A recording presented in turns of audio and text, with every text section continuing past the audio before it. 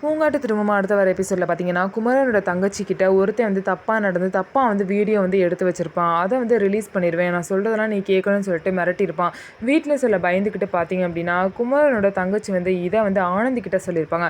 ஆனந்தி நல்லபடியாக யோசிச்சு பார்த்தீங்க அப்படின்னா குமரனோட தங்கச்சிக்கு பதிலாக இவங்க வந்து அவங்க ட்ரெஸ் மாதிரியே போட்டுட்டு போய் அந்த பையனை பார்த்தீங்க அப்படின்னா பிடிச்சி போலீஸ்கிட்ட கொடுத்துருவாங்க. இந்த விஷயம் நியூஸில் வந்துடும்.